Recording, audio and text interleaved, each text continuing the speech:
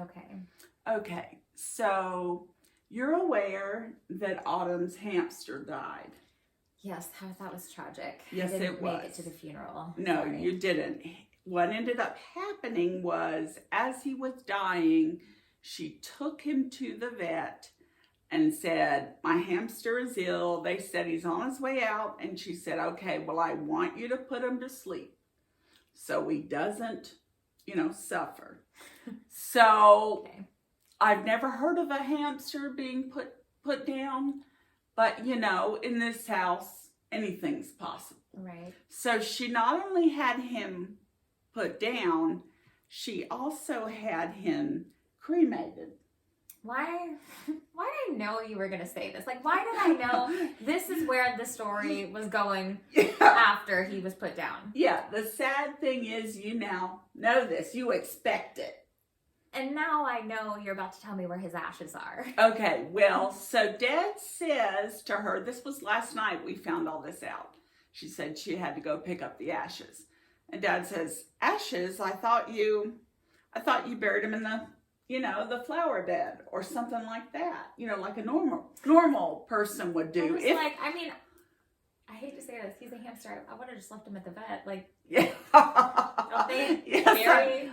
Is there? I don't know what they do. That sounds. Yeah, it sounds like they would have something they could do, a place to sort of take care of it. Yeah. Yeah. So the story doesn't end there. Let me get some water. I'm dying. So Dad's like, oh, you cremated him. Okay. So she's going to pick up these ashes, I think, to keep in her room. Mm-hmm. Okay. You've just accepted it. It's already going there. As one does. Yes. So the story doesn't end there. So then we get a call from your brother Addison. Okay. Who lives in a different time zone than us. Mm-hmm. And is flying here for Christmas.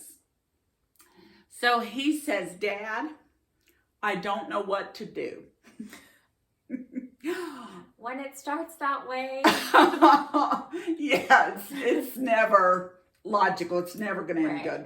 Yeah. So he says, Autumn's fish that died 2 years ago, and we buried him in the backyard of Addison's house, who was in a different time zone. Right. We buried him in the backyard under a rock. Autumn just called me.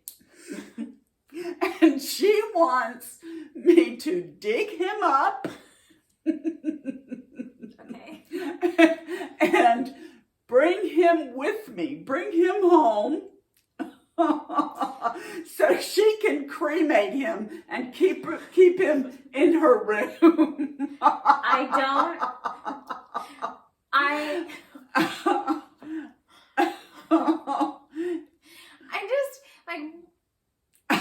You don't know what to say, do you? What is happening in your brain when you're calling someone to dig up a pet that's been buried for 2 years? For 2 years because you want to cremate them to keep your hamster's ashes company. Yes. Yes, and carry the ashes on the plane. No, she want him to cremate?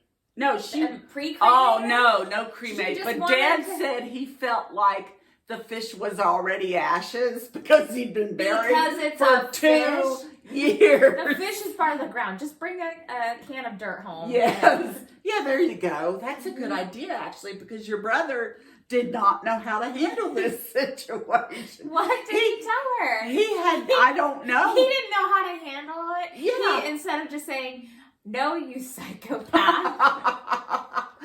He had apparently never been in this situation before. A lot of people Can you dig up a dead body that's been buried for 2 years? Not even a body, I decided I want to cremate a fish. So Dad says to me, I don't know what she's going to do when we die. She's going to be digging us up. I don't like that they're buried. It's 2 years after, and I decided I'm going to cremate them. She wants to keep you next to the hamster. And keep them in my room next to the hamster and the fish. I have a feeling That's how I'm going to be spending an eternity in a little jar by a fish, between a fish and a hamster. You better write some instructions in the will so that do not dig me up after 2 years and cremate me. Do not do any of the things that you want to do in your brain. Yeah, so that was the little thing going on last night. That was the little... Just like...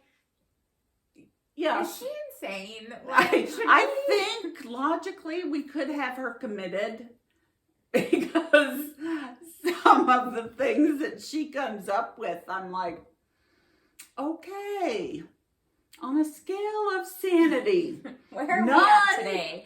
Okay, leaning towards none. Right. So anyway, I don't know what the outcome of that will be. What was the advice? What advice did Dad give him? I think Dad was just baffled by the whole thing. He honestly didn't know. He was so shocked and surprised that I don't think he knew what to tell Addis. And I think it was one of those, good luck with that, son. Yeah. It's like, I'm surprised, but I'm not. Like, I'm not surprised. Yes. I'm just kind of like, what? Yeah. Yeah. Okay. Well, so guess we'll see. It's going to be a good Christmas then. Yeah, it's going to be a fun Christmas. Great. Yeah, it will anyway. But anyway, so surprise Saturday. Do you want to draw the first question that we have to answer? Yeah, so I ask you this question, or we're both going to answer okay. it. If we both have material, we both have something. Okay. Who makes you laugh? Oh, you want me to answer first? Okay. Yeah. The person that makes me laugh is my friend Carol, because she just has the funniest stories. I mean, if she lived near us, I would have her on the show because she is just hilarious. To give you an example, she is a stewardess, a flight attendant.